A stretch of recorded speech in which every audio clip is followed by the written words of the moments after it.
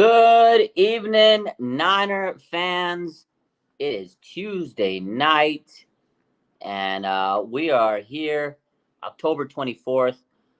I was hoping to be talking to you about a victory. I was hoping to be here talking about Victory Tuesday, but it's not. It's a disappointing Tuesday, as Miguel points out. How's everybody doing tonight? We've had a whole day to kind of digest the loss to the Vikings on Monday Night Football. I don't want to talk about it with you. We have to sit here and play the blame game, right? I want to talk to you. I want to get your thoughts tonight. We did a little bit of a, vent session last night on Instagram and on YouTube. We were talking a little bit earlier today with Jake on, from Uncovered NFL about the NFL Week 7. But I want to talk about it a little bit more in detail and ask you guys some questions and get your thoughts. Who is to blame? Who do you guys blame for the loss? Now, I know the 49ers are still only 7 weeks have gone. They're 5-2. A lot of teams would be envious to be where the 49ers are at. I feel a lot of people, a lot of teams would be happy to be a first place team, in their division. And I am. I'm so happy that the 49ers are winning games. They're 5-2. But the last two games are what resonate with us. It's the most recent games. And there were teams that the 49ers should have won, right? They should have beat these teams. On paper, they were better. I know there was injuries, but you can't use that as an excuse every week. 49ers have a better team. They're a Super Bowl team or a team with Super Bowl aspirations, and they dropped 2 road games, and it was tough because I feel like the 49ers could have won both of those games. They could be undefeated. End of the season, you want to be the number 1 seed. So we have to sit back and go through and figure out, why did the 49ers lose? How did they, get to this point where we're sitting here and we're a little stressed out? So I want to talk about those things and, discuss those with you. And you know what? We got to vent. We're fans. We can get frustrated. I got in it a little bit today on Instagram comment section. I don't know if you guys saw, but I commented on Nick Bosa's little thirst trap. I was a little irritated. All I said, and it wasn't even a shot at Bosa, but, you make a comment on any post or about any player and you give a little criticism or whatever, and people think you hate the player, or you think they're trash. Like they assume things. They imply, oh, you implied this. I said, I didn't imply nothing. I love Nick Bosa, but we all know Nick Bosa isn't playing like Nick Bosa. And that's all I said. I said, hey, man, I just want to sack the quarterback vibe. That's all I said. We all do. We all miss Nick Bosa getting the sacks. We all want him to play better. We want him to get the numbers that he was putting up last year. Last year, at this point in the season, he had 8 sacks. This year, he has 2.5 sacks. What is the difference between last year and this year? That is what we need to talk about today. So let us talk. How are we feeling? Let me take a look at these comments. Miguel says, what's up, Raj? It's disappointing Tuesday. Myth 5 says, man. Rick says, I'm still livid. David Salgado says, it's the Week 7 curse. Niners definitely have some curses. We got the Kirk curse, Kirk Cousins curse now, the Kim Kardashian curse, and the Week 7 curse. What's up, Christine? Carl Thomas says, turnovers and the defense is to blame. V8 Fitted says, what's up, Raj? Rough day. It has been a rough day. What's up, Raj? How you doing? Nice sweatshirt. Appreciate y'all. I love this sweatshirt. I wear it all the time now. Peter Parker just straight up says, I can't believe we lost to the fucking Vikings, man. I can't believe it. Warriors game already over. The game just started, man. The game, you got to watch basketball. Basketball games are crazy. Let's talk about Coach Wilks. Miguel. This is the first comment we're going to highlight here, and I think a lot of this blame on this team can be traced to the defensive coordinator. You're the one that calls the schemes. You're the one that sets your players up and puts them in positions. Now, I know the 49ers have great players, and they have some amazing talent on this team. We can sit here and talk about all the good names and the accomplishments and everything. Got the defensive player of the year from last year, Nick Bosa. But I feel like Steve Wilks just does not know how to utilize this talent. We've talked about it before. Like, he's still trying to figure out the puzzle. 7 weeks have gone. You've been there, training camp. Like, I don't understand how he sometimes just doesn't know what to call at some point. The all-out blitzes, it's not working. I watched some film, and every time he brought in a blitz, the Vikings were just throwing the little short passes, little screen passes, and they knew how to scheme it. The Vikings are a blitz-heavy team. The Vikings know how to, play against the blitz. When they saw that, their coach said, okay, boom, blitz beater pass. That's what you do. You just throw the short pass, dump off, you beat the blitz. And that's what it was. Steve Wilks, has not really found his footing as a defensive coordinator. And it's big shoes to fill. D'Amico Ryans, Robert Salah. Like, is it the end of the world for Steve Wilkes? No. I think he can figure it out. He's been in the NFL for a long time. He's a DB specialist, right? Like, he's a guy that's had a head coaching job. I think he could figure it out. It took Salah a while. It took, D'Amico Ryans a little bit of time to figure it out. But because they had such great success and he has big shoes to fill, people are going to be a little frustrated, right? They are going to be a little frustrated. The 49ers do have good defensive rankings, but that's based on the first 5 weeks. These last 2 weeks, I feel like those rankings are sliding a little bit. Although defense played really good in the second half, they only allowed field goals. Last week they didn't, it's not like they let the Browns go crazy and throw tons of yards on them. They did have 2 interceptions on PJ Walker, so they are making plays, but they got ran all over last week. Obviously, no Dre Greenlaw this week. Kirk Cousins was dicing them on third down. He was throwing like crazy. Kirk Cousins was looking like Tom Brady out there. So I know that the 49ers were able to hold them to some field goals in the second half, but it doesn't change the fact that Steve Wilkes and this defense were getting cooked on third down. They could not get a sack. Like, I saw something today that the 49ers allowed, or they generated 18 pressures, right? 18 pressures, great. Not a single sack. Like, I'm still trying to figure out in my mind how the 49ers did not get a sack against the Vikings. It's not like they have the greatest offensive line in the world. Kirk Cousins, he's susceptible to sacks. So what is going on? Steve Wilkes and kind of Nick Bosa talked about it last night. He was Nick Bosa, man. I mean, his answer was telling. He says, we're usually a 4-rush team, and we're not figuring it out. It's not working. And I saw a lot of criticism. Well, you're so good, you should be able to adapt. My take is, if it's not broke, don't fix it. That's my take on it. Like, if it's not, like last year, the 4-rush was working for all these years. 49ers rush 4. They don't need to bring everybody, because then it puts extra pressure on your secondary. You're running a lot of man coverage. If you're not getting sacks, or if you're not getting enough pressure, man coverage, you're going to be susceptible. And then they play like a soft zone. Steve Wilkes is just not calling the right plays. He's not figuring it out. I know he's in the booth and he has such an advantage point on seeing the game. But if he's got such an advantage on everybody, how is he not seeing what he needs to call? I feel like Steve Wilkes has just struggled calling games. And not only that, because it was early in those first 5 games they won, there were some issues in those games, but it was the second half he would make the adjustments. And we were sitting here going, look at those adjustments. Steve Wilkes made the adjustments. Steve Wilkes made the adjustments. He didn't make the adjustments in these last 2 weeks, and that has been the big issue. He has not figured out how to make the adjustments, and it's caught up with him. Because I remember those first 5 weeks going, as long as they make the adjustments, boom, we'll be fine. And he just hasn't made those adjustments in the last couple of weeks. And if you watched that game last night, the Vikings did. Okay? Brandon Ayuk was on his way to having a big game, like a 100-yard game. 5 catches in the first half. I think he was rolling. He didn't get a single catch in the second half. He did not get anything.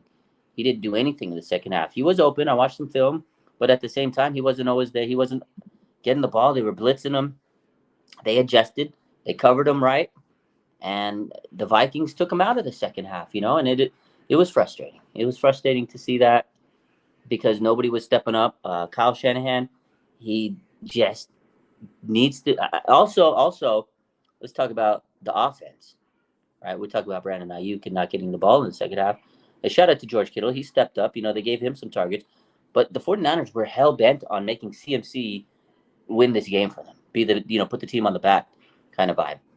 It's tough without Deebo Samuel. We talked about this the other night. It was hard last night. It's tough when Deebo is not there. I feel like we realize how important he is to this offense. He does so much pre-snap. He has those little small plays that the 49ers rely on to move the chains in first and second down situations to make it a third and short. He excels, in those plays. And he can take a 2-yard play and make it an 8-yard play. So we missed Deebo, but I feel like they try to utilize CMC that way. And he played through an injury.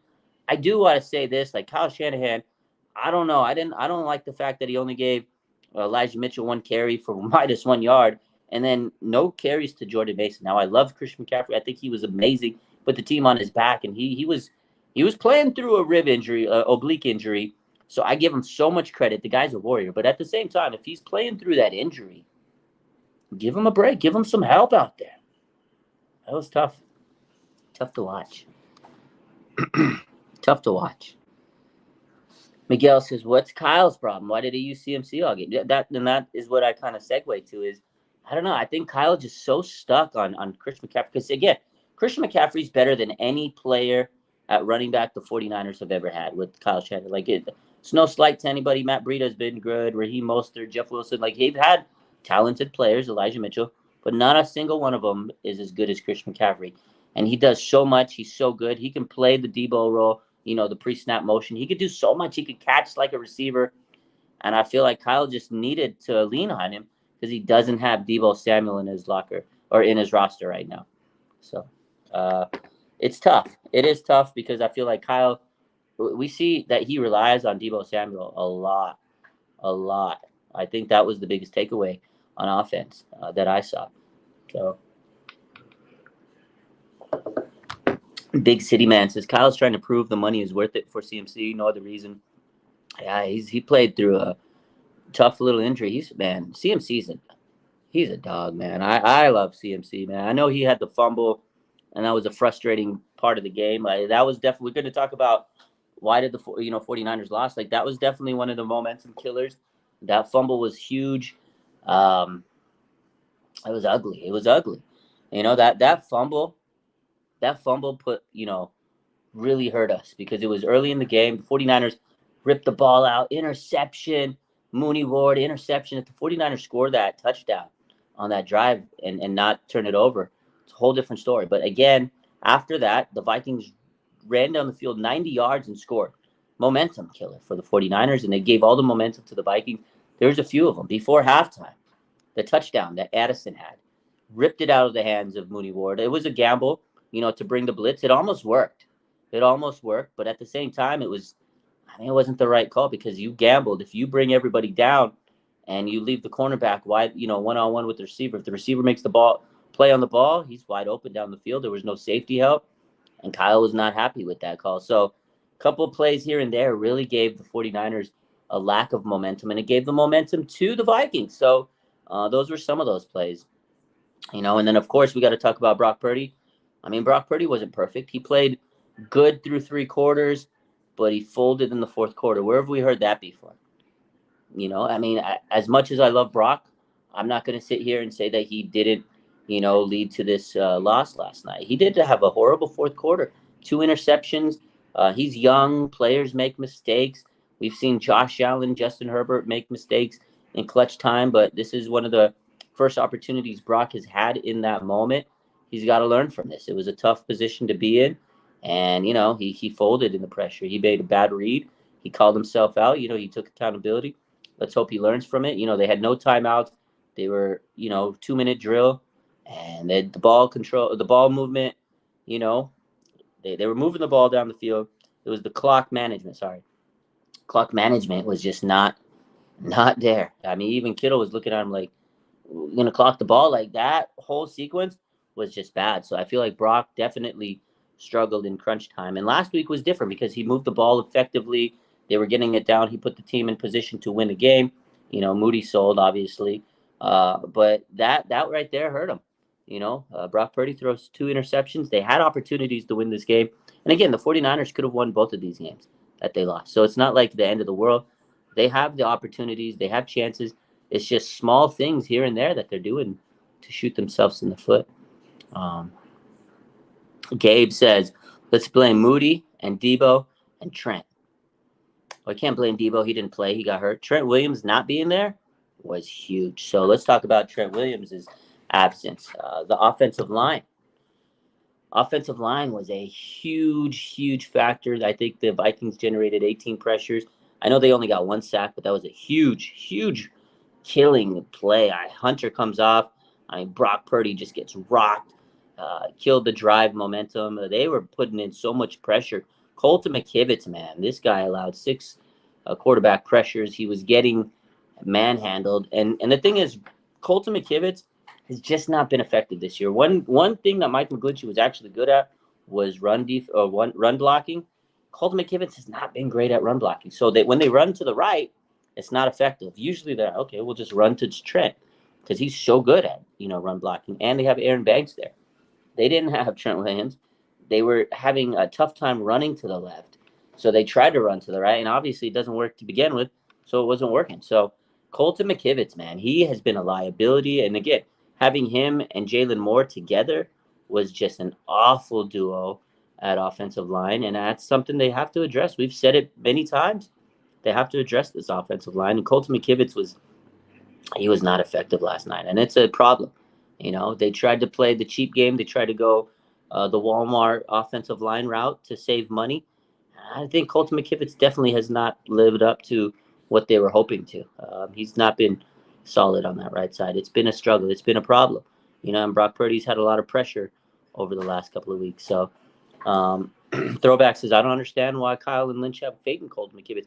I don't know if they do. That's their philosophy. Get younger guys that are late draft picks, and hopefully they develop because they have such a good developmental team and they figure it out. But some positions you got to spend money on. Some positions you just have to go all in on. And the offensive line is one of those positions. It's the trenches. That's why you see teams like the Chiefs. That's why you see teams like the Eagles, why they're doing well.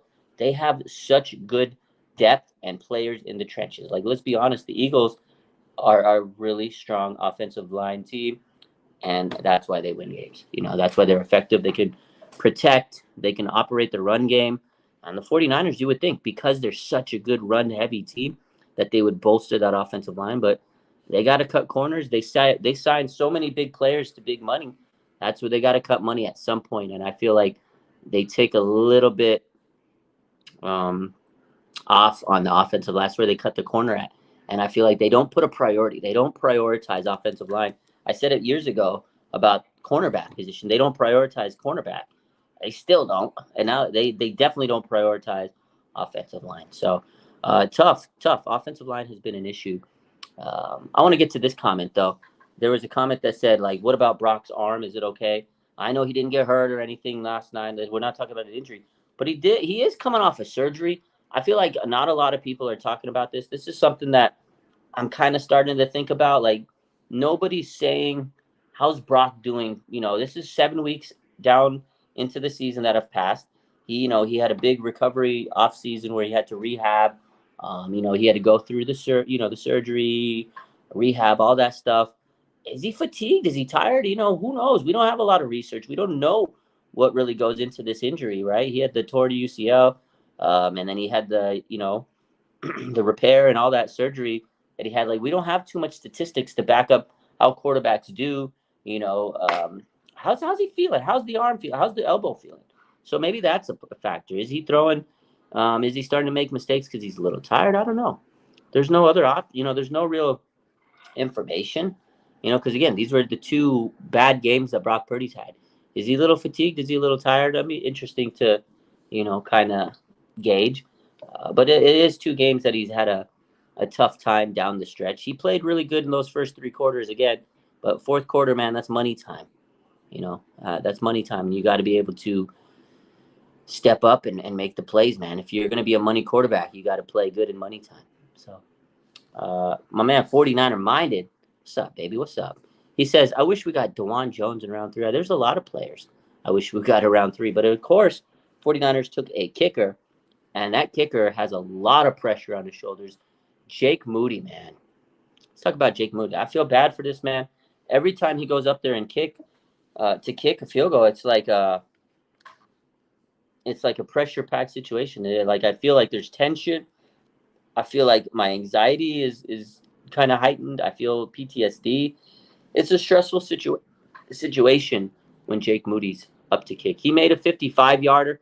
He missed a 40, So it's one of those things where it's like, what's going on? We got a kicker, and it's a stressful situation. And that whole situation has been weird these last couple of weeks now that Moody's missing kicks. And I know everybody wants Robbie Gould, but they kind of walked away from him. That's a situation that's going to continue to linger. And I don't know, man, that the whole Jake Moody situation is wild because you want to believe in this young man. You want to give him confidence. When he misses, It's like this, and Kyle, he's still trying to figure out what he needs to do to instill confidence in this young man. Okay, you just missed a 40-yarder. Now we're going to a 55-yarder. Is Kyle going to say go out and kick the field goal? And then if he would have missed that, do you trust him anymore? So thankfully he makes the 55-yarder, but it's hard to put trust in him. So it's hard to put trust in him. Monica says, I don't feel bad for Moody. He has one job. Make that kick, bro. Make that kick. You're right. He has one job. I could just tell, though, there's so much tension when he's about to kick. Like after the kick, the players were like high-fiving him and helmet tapping him. Moody was like, he just looked like deer in the headlights, man. I feel bad for the young man. I don't know. I feel bad. I shouldn't. Like you said, he has one job. I do feel bad for him. So, Showboat says Shanahan put Moody out there to sink or swim. If he missed, he'd be out. Every kick feels like that, Showboat. Like every time he goes out there, I'm like, is he gonna have a job after tonight? That's the mood. That's the vibe I feel, man. It's the vibe I feel. So, Sati said if Jordan Addison, KJ Osborne, and Bilal Powell did that to our offense, Lord have mercy on what Jamar Chase, T. Higgins, and Tyler Boyd are going to do to us. Let's not talk about that right now. But, yeah, that was my takeaway last night was, man, no disrespect to Jordan Addison. This guy's going to be a phenomenal player. But obviously they didn't have Justin Jefferson, KJ Osborne, Bilal Powell. They cooked the Niners. Yo, Kirk Cousins was having a masterclass. How many jokes were there made all week? Kirk Cousins is not good at prime time. Kirk Cousins is not good at prime time. And he came out and he made us look so silly. And you know what's more sickening to me was the fact that for 2 weeks in a row, and this is one other topic I want to bring up because this is so true to me. One thing I got to really say is I feel like the 49ers are not feared anymore. They got to get that fear back in the league because nobody fears them. 2 weeks in a row, ladies and gentlemen, they were trolled by the opposing team with the boombox. The team comes out with the boombox and trolls the 49ers, right? The Browns come out, they had the boombox. It doesn't matter if it's a smaller boombox or they're not doing it right because Niner fans are saying, oh, you don't even do it right. Oh, you look stupid. They're still trolling the 49ers. They're not scared. The Browns came out, hit them in the mouth. Niners didn't expect it. The Vikings come out with the boombox, laughing at they're laughing at the 49ers. Kirk Cousins at the end got the chains. Kirko Cousins. They're not afraid of the 49ers. Teams are not afraid. Before the 49ers were the big, bad 49ers. They're not anymore. People are not afraid. They have the target on their back, and teams are taking them down. They're hitting us in the mouth. They know in order to take down a bully, you got to bully the bully. No one's afraid of us, ladies and gentlemen. It sucks. We were the bullies. We're ragdolling team. We were hitting teams in the mouth. Nobody's afraid of us anymore. We need to be – I think we needed that to be humbled, but nobody is afraid of the 49ers right now, and I need the teams to be afraid of the 49ers. We need that dog back on this team, says Benjamin. We need that dog, Bosa, back. Bosa's out there doing his Skims campaign. And, oh, look, no, hey, I would do it too for a check. I would do it too for it. You would do it too for a check. Check it. I'm sure he got a lot of money. But we need the dogs on this team. We need Fred Warner in every single person's bones.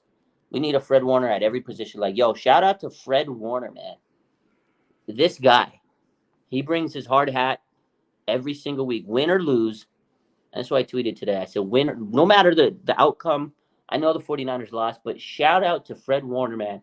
This guy comes every single week, and he puts his heart out on the line, on the field. This man plays like every play is his last play. This guy is the epitome of this. He is the heart and soul, yo. Shout out to Fred Warner. We need every single player on defense to be like Fred Warner, man. Oh, my God. Fred Warner, god dang, man, he put this team on his back last night. I love Fred Warner. This guy's an absolute amazing player. I love it. I used to see this when the 49ers were losing and struggling over those years, and they had dogs on this team like Patrick Willis, Navarro Bowman. When they were losing, like those guys would come and bring their hard hat, and they would just play, man. Frank Gore, when the Niners were so bad, so bad, I remember Frank Gore would just come out every week and play 200%. And that's what Fred Warner does. Fred Warner is just one of those guys. No matter what, this guy goes every play 110%. And I need that from everybody. I need that from everybody, man. Absolutely. Benjamin says Fred and McCaffrey are hungry. Yo, McCaffrey too. He's a dog, man. Played through that injury. Christian McCaffrey was taking accountability, saying it's his fault that he lost the game, that the Niners lost the game. I mean, that play definitely did not help their cause. That was definitely one of the reasons why they lost the game. But man, Christian McCaffrey, you can tell like it choked them up that he cost that the team a big play, the fumble. Christian McCaffrey, like he strives for excellence, and God, man, he was so mad at himself for that fumble. So I know it's eating up inside. He's eating him up inside. I love Christian McCaffrey, man. You're right. Debbie and Susan said, we like being the other underdogs, rather not see it come. I do like that too. I feel like the 49ers play better when they're the underdog. We said that last week. Like, I'm not kind of feeling the media picking the Niners and being hyped up on them just like us. I feel like the media is Niner fans. I don't like it. I like when the Niners are doubted. I think the 49ers like it. I think they live for the bulletin board material. I think it, hypes them up a little bit. The receipts, I think they like the receipts. I think that these last 2 weeks, the 49ers may have been a little bit overconfident. And, they're every week, they're the number one team in the rankings. They're the top team. They're the top team. Oh, look, everybody's picking them. Super Bowl they're the Super Bowl contenders. Everybody thinks they're going to win the Super Bowl. Brock Purdy MVP, Christian McCaffrey MVP. Oh, Fred Warner, Depoy. Now we lost some games. Now people are going to doubt us. I think that's going to be better for the 49ers. They play better when they're doubted. I agree with you guys. Yeah.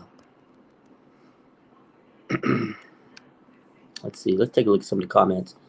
This is a good comment.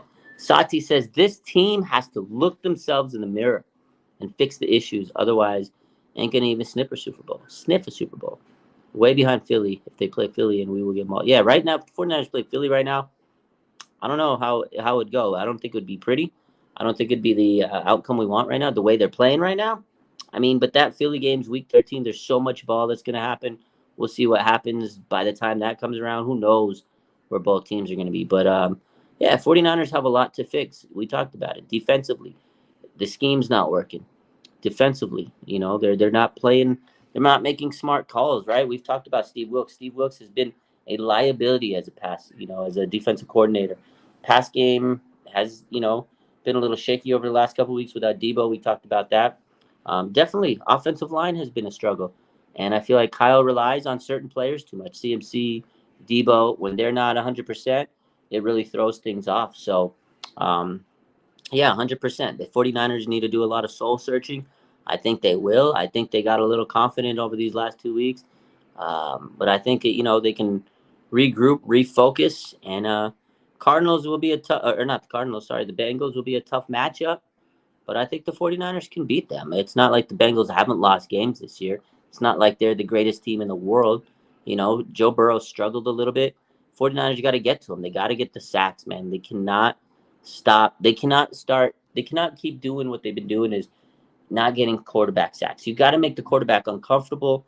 You got to put fear in their eyes. Like we said, nobody is afraid of the San Francisco 49ers right now, ladies and gentlemen. Nobody.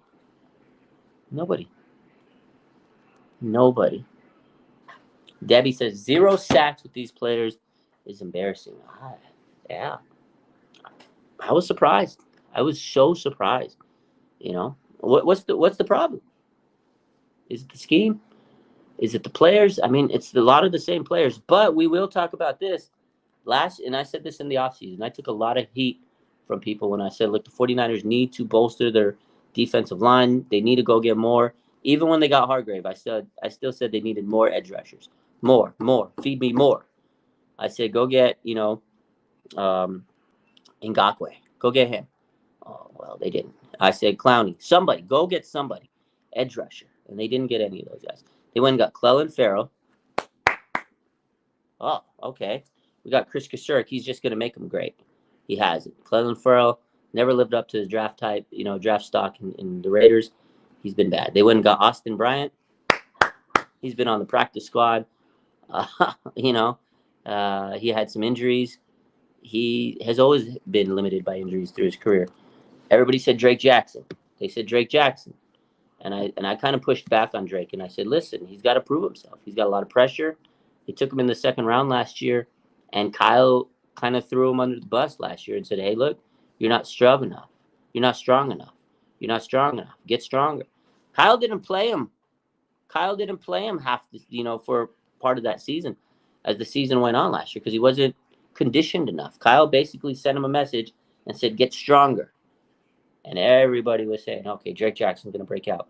Okay, he had the first game of the season, was what we wanted to see. And I was like, okay, Drake Jackson, maybe he arrived. 3 sacks. And now, 95's nowhere to be seen on the field. Nowhere. And we said in the offseason, Ebukam, Charles Omenihu, and Jordan Willis. 3 guys with a lot of snaps on this team. They're all gone. Who's going to replace him? Oh, Drake Jackson. He's replacing 3 guys. Ain't happening. Clelin Ferrell. I know they got Randy Gregory, but that's still 3 guys that you have to replace, and they haven't been able to replace that. And it's putting a lot of strain on Nick Bosa, we know he's getting double-teamed and triple-teamed and held.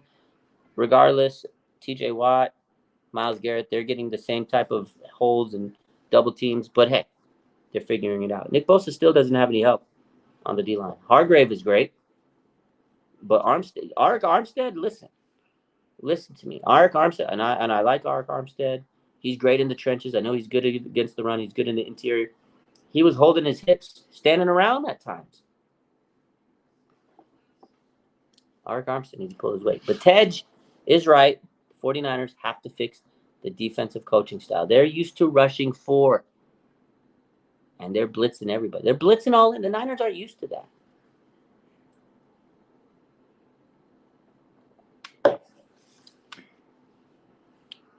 Throwbacks is bad picks, Colton McKivitz and Drake Jackson. Right now, they're looking like it. I love Drake Jackson, but right now, he has not been what the Niners expected out of that second-round pick. And I'm going to say that, and I know a lot of people are going to say, oh, you're a hater, you stupid, you don't know. Drake Jackson has not lived up to his hype yet. Not yet. He still has chance. He's still young, but he has not. David says, Omenihu and Ebukam are really good at applying pressure and opening it up for Bosa. Absolutely, 100%. Like, they may not have had big sack numbers, but they were getting there, and it allowed Bosa to kind of come out of the edge and kind of break free and sometimes go unblocked because, okay, if Omenihu was coming, then the offensive lineman would have to shift and help him out. Boom. Bosa was getting a lot of help out there with those guys. Not enough because we kept saying, got to give another edge rusher, but they did help in instances to kind of help free up Bosa. Better than Drake Jackson and Omenihu and Clelin Ferrell have. Randy Gregory, he's played 2 games so far. He's been okay. The first game he played was really good. Last night, it wasn't as good as that first game, but again, we'll see. It's still early for him. But you're right. Nick Bosa just out there on his own, doing what he has to do, still not getting enough help. But at the same time, I think everybody's expecting Nick Bosa to just go out there and be like Moses out there, part the sea and just get to the quarterback. I think there's a lot of pressure on Nick Bosa, and that is the one thing I've said throughout the offseason and this season is the 49ers, they're good at one good thing, is putting pressure on their own players. Kyle Shanahan puts a lot of pressure on players, especially once they get paid. They're like in the spotlight. He kind of singles them out, man. Kyle Shanahan does that great. I love Kyle, but he does put people in tough positions. Moody, right? 3rd-round pick, there's a lot of pressure on him, right? His players got a lot of pressure on their shoulders. Now they're getting paid a lot of money. They have to. It comes with the territory. But, mentally it's tough on these guys. I'm sure Bosa's, frustrated. I'm sure he wants to get more sacks. I mean, he sees the comments on his social media. He sees the hate that he's getting, man. I feel bad for Nick Bosa. He's a great guy. He doesn't deserve people hating on his ass for, not getting sacks and stuff, but comes with the territory. You're getting a lot of money. You got to deliver. In his last 12 games, I think he's gotten 3.5 sacks in his last 12 games, including the playoffs. 3.5 sacks. So you can tell just hasn't been able to get that, the magic numbers that we're used to. At this point last year, he had 8 sacks. Right now, he has 2.5. So there's a huge difference. He's getting the pressures, but it's not the same. So, Terrence says, "What I miss? You missed it all, but it's all good. You're here now." Showboat says it's Gregory's fault. Niners lost everything since he got here. Maybe he's right. A curse. The Randy Gregory curse. I saw someone say that yesterday on one of my lives. They said, "It's the Randy Gregory curse. It's the Randy Gregory. He's bringing the losing effort from the Broncos." Ethan says, "Do you think if Bosa didn't take the quarterback money, he'd be making the same amount of hate?" Absolutely not. If he didn't get the money, I don't think he would have gotten the hate. I think people would say, "Oh, he's struggling," but not at the level that the hate he's getting. People are so mad at Nick Bosa. People are going out of their way to hate this guy. They hate Nick Bosa. People are going on his post and say, "STFU, just get a sack." Like, and especially, okay, he got the money, he got paid. He didn't show up to training camp. He started slow. And I mean, people were hating on him during the holdout, right? During the holdout. I just remember it started a couple months ago during the holdout. People were like, just he's being a diva. And then when he got paid, I still felt the pushback on social media. I was like, man, people just don't like Bosa. I could start to see it. And then when he started to come out and he wasn't producing stats, people are like, oh, see, he should have played off. He should have played in the offseason. He should have been in their training camp. The whole kind of trend of people hating Bosa, it just started growing and growing and growing once he started holding out. And it's gotten to this point where it's exploded. And this weekend, I think it took a bigger hit because he did nothing, right, on Monday night. And people were expecting a Monday night prime time. It's your birthday. In the morning, he had the big Kim Kardashian Skims post. Like, I know people are going to laugh and say, oh, you're just trying to be funny. No, it's big. Like, he's modeling. He's been focusing on other things, ads. And I get it. Go get your bag, man. Go get your bag, Nick. I would do it too for a check. Like, I don't blame him for trying to get paid. NFL's not forever, but he is focusing on other efforts. And I don't know if that is taking away from his game. But this is why people are hating on him, because they do see this is the mind of most people on social media and society. When they see you doing other things and you're not producing in the one main thing that they see you for, they're going to start questioning you. It happens with a lot of players. Deebo Samuel, people question him after he signed his money. George Kittle, he signed big money and then he started doing advertisements, and he's with Chubbies and all these other wrestling, and people, oh, Kittle sold it, he's Hollywood. I remember people said the same thing. Kittle sold out, this and that, and people are saying the same thing on Nick Bosa. So I think if he didn't sign the big money, obviously, I don't think people would hate him as much. But money makes people upset. Money makes people jealous and envious. Yeah, it does a lot of things to people. And in sports, if you're getting paid, people want to see you produce. And if you're not to their liking, they're gonna talk trash. So, and in sports, they want to see you put up numbers. Like if it's an offensive player, people get mad because of fantasy sports, right? Fantasy sports, right? They get mad at the players. You bum, you cost my team, blah blah. Like, that's just the reality of social media and sports and how things have gone these years. I mean, I get hate. I got hated on today when the 49ers lose. Listen, I don't know about you. I know you guys. I don't know about you. Like, I'm sure you guys go to work and school and you get roasted and trolled. I get so much hate when the 49ers lose because people think it's my fault. They think I work for the 49ers. They start talking trash to me. Like, bro, I get so much hate. I get like so much hate when the 49ers, like, I want them to win every game. I got enemies. I got a lot of enemies. You're right, minded. Bash, it sucks, dude. I get so much hate when the 49ers. I wish they won every single game because people would love me. Or anybody on any content creator, social media, when you're covering a team or a sport or this and that, wins are great. If you're specifically in a certain market, like for just one team in general, if you cover everybody, it is what it is.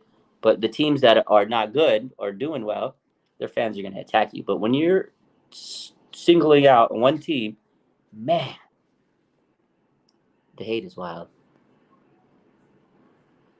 We got more receipts than the actual team. It's true. Rick says, I feel like teams are targeting Charvarius Ward more and more. He's getting beat. People lose their minds when they lose. Actually, true. Uh, this is true, Rick. I noticed that. I think teams are really trying to test Mooney Ward. I think he's just been getting a little bit frustrated mentally. He's not having, the season he had last year. Teams are going to challenge. Diamo Lenore was playing well early in the season, and they're going to start testing Mooney Ward. And again, there's just a lot of pressure on the secondary when you're blitzing and you're not getting to the quarterback. That puts a lot of strain on the cornerbacks. And I think you're right. I think Mooney Ward hasn't been getting, the production we wanted this year, the production he wanted. He wants to be Pro Bowl cornerback. He said that was his goal this year, be one of the top cornerbacks. And teams are challenging him. They're taking him outside, playing a lot of man on man, and they're beating him. I mean, it's frustrating him. And again, when you're not getting to the quarterback, puts a lot of strain on the secondary. So it's been frustrating to watch this team. I do think the 49ers could definitely use another cornerback.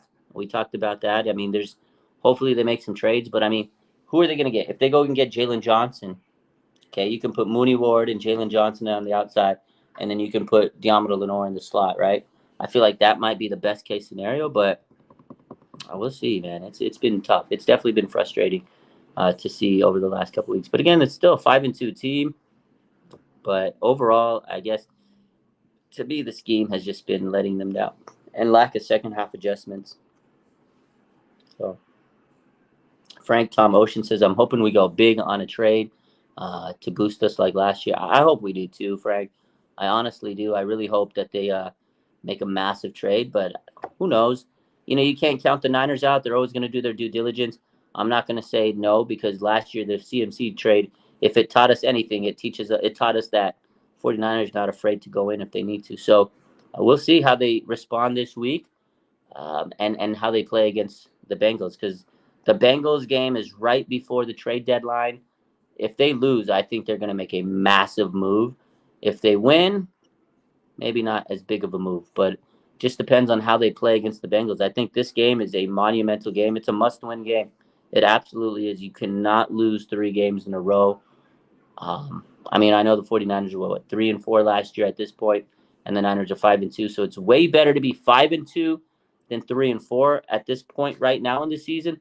But man, oh man, if you lose 3 in a row, that is rough sledding going into the bye because you have a whole extra week to think about the loss 3 straight times. So hopefully for the 49ers, they can win this game because it's going to be a long bye week if they are to lose against the Bengals.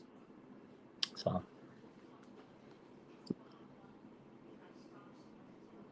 Terrence says 5-2. We're supposed to be undefeated, to be honest. Absolutely. 999 says, I'm just depressed. We got mixed by an unknown Vikings wide receiver. Imagine what Burrow and Chase can. That's what everybody's saying, man. And I hope that fuels the 49ers because everybody's saying this. I wonder what Chase is going to do. I swear, I hope, I pray Lenore and Mooney Ward use this as fuel to their fire because you're right. Everybody is expecting now the 49ers to get cooked by the Bengals. Susan says they need to stop mocking the boombox. I hate it. I hate that teams are mocking us. But again, like I said earlier, nobody's afraid of the Ford. Nobody is afraid of the 49ers right now. It's tough, man. Like they're mocking. It's a joke. I can't believe it. The Cleveland Browns did it. When I saw that, I was like, okay, that's kind of funny. I get it. This was their Super Bowl. But when I saw the Vikings do it yesterday, I was just I couldn't believe it. I couldn't believe it. And then they won the game, and it just made me so sick that they did that. I agree. We need some momentum. I agree. Let's see. 99 Sign says the Eagles got fired. Yeah, that was crazy. When I saw that, I was shook. I'm not going to lie to you. I was like, what? The Eagles? All pro. I hope the 49ers definitely make a move because they got to keep pace with the Eagles in the grand scheme of things. Jason says, what does Mason need to do to get the rock? CMC, as great as he is, can't take that kind of punishment. Yeah, we talked about it. I mean, I love CMC, but man, give him some help. Kyle's just riding this. Does Kyle care about CMC? I talked about this to one of my coworkers today. He's also a big Niner. Like me and him talk, and he says, "Does Kyle really care about CMC?" He's legit question. I said, "Man, that's a good point. Like, does he really care about CMC, or does he just wanted to use him for his selfish? I don't know. That was a tough question. I was like, I'm sure Kyle cares about him, but the way he kind of talked about it and he phrased it, he's like, I don't know. There was a point in the game yesterday. If you're watching the broadcast, like the announcers, like Kyle, like CMC was in at every single snap, like 44 plays, and the Christian McCaffrey has not taken a play off, and I couldn't believe it. I said, man, Christian McCaffrey playing through the injury, he didn't get like one play off in the first, two quarters. Like they didn't even give him a rest. At least give one carry to Mason. I don't know. And again, the thing is, Kyle Shanahan, it takes him a lot to trust young players. I know he has a hard time trusting young players. That's just how he is. He's rough around the edges around those young players. They have to earn their stripes. That's the difference between him and Andy Reid. Well, obviously the Super Bowls too, but Andy Reid, if you're a rookie and you can play and you're good, he's gonna throw you in there. He's gonna let you play. If you're good and you're a rookie, he's gonna play you. Kyle, it takes him a lot of trust to play a young player, no matter what position. So, yeah, I agree, Showboat. CMC obviously wasn't 100%, but he gave it his all, and that's why I posted about him just about an hour ago. Appreciation post. Like I appreciate the hell out of Christian McCaffrey, man. He played through that injury. It was definitely not easy for him. I respect him for taking accountability on that fumble. He's a dog, man. I love CMC. Big City says, I got to disagree now because he has a rookie kicker and rookie quarterback, but he put himself in that position. See, that's the thing. It's hard for him to trust those players, but he did take a rookie kicker because I think they walked away from Robbie, and that is a position where I feel like it must be hard for him to trust the rookie kicker. Last year with Brock, I mean, 2 injuries put him in that position. If it wasn't for the 2 injuries, he got, he fell into that position. But Brock, to his credit, he earned it. He proved himself. He proved himself to Kyle, and Kyle's like, oh wow, this guy really was the guy that after all. But it is true he does have a rookie kicker. But that to me is a very rare Kyle Shanahan thing. To me, that's why I was surprised, when they did go and take that kicker. I was like, wow, Kyle's really going to trust the rookie kicker. And they didn't didn't bring back a veteran like Robbie Gould. So, but it takes him a lot to trust these younger guys. Like Ronnie Bell. We didn't see Ronnie Bell yesterday. They did walk away from Robbie. Yeah, special teams coach like Moody. So he maybe not necessarily it's Kyle that trust Moody or wanted him, but he let his special teams coach make that call. So I don't know if 100% Kyle himself would have made that full decision, but his special teams coach definitely made it. So definitely a big talking point. And I don't know, in my eyes, just the way I see Kyle, like I feel like he does have a hard time trusting younger players, but it's not like every player is that way. But most of the players I feel have a hard time earning Kyle's trust. So Jason says, what's up with the run game? Yeah, we talked about it. I feel a lot of that had to do without no Trent Williams, right? No Trent Williams. So typically they run to the left. Trent wasn't there. It was not as effective. Jalen Moore is not Trent Williams. If you didn't know that, you found out last night. And Colton McGivens is not good at – he's just not good. They've been having a hard time running to the right to begin with, and it was the same thing like that last night. So to me, Trent Williams was a huge loss for this team. I hope he comes back. So Jalen Moore, you thought he did a decent job? I mean, he was okay, but he wasn't Trent Williams, man. I don't know. Sati says, if I'm John, F it. Send those 2 first-round picks for Patrick Surtain. You might as well. Go get Pat. Man, if the 49ers go get Patrick Surtain, we back on hype mode. Oh, man. Yeah, he'll never be Trent. Let's see. 1 or 2 more questions here. let's wrap it up. It was a tough loss, but it could be what? It could be worse. Again, the good news, the good thing about the 49ers right now is they are 5-2, still first place team. I think a lot of teams would love to be in the 49ers position, but it is kind of different from where we were last year, because last year they were struggling and then they turn it around and then boom, they went on the streak. So I feel like we are expecting them to just pick up where they left off, which they started to in the beginning of the season. They were on a blistering pace, and then now they're struggling. So it's a little different from where it was last year. But last year they did have some adversity to start the season. Now we're getting adversity as the season's at the midpoint. So it's a little different point in the season where they're getting adversity. I think every team goes through these, adverse times. A lot of teams are losing games, that are going to be playoff teams, and nobody's perfect. I think the 49ers, it's just frustrating because they could be 7-0, which a few of you guys mentioned. So clean up those things, penalties, play better coverage, get the sacks. Defense needs to tighten up a little bit in certain situations. Offense has to figure things out. The protection has to get better. You can't be dropping passes. And Brock Purdy can't make mistakes in critical situations. You clean that stuff up and, you get back to your winning ways. So hopefully the 49ers rebound. They refocus, regroup. It's going to be a tough week, but, I don't think that they're destined to lose. I think they have an option to win. They're still a really good team, at the end of the day. So it'll be interesting to see how they respond. Practice tomorrow. We'll see what happens. We'll see who's showing up. What the reports say, and we'll go from there. Hopefully, again, 49ers can bounce back. But one thing I will say, historically, the 49ers have not been good in Minnesota. So I guess that's one way to look at this loss. The 49ers have not won in Minnesota since 1992. So it's a long time. History was not on our side, but at the end of the day, like I said, we got to dust off. You got to bounce back, throw this, flush it away. You got to stay positive because, again, it could be worse. We could be 2-5. The 49ers are 5-2. I know we all want to be 7-0, but it's not like that. The NFL is tough. That's why every win matters.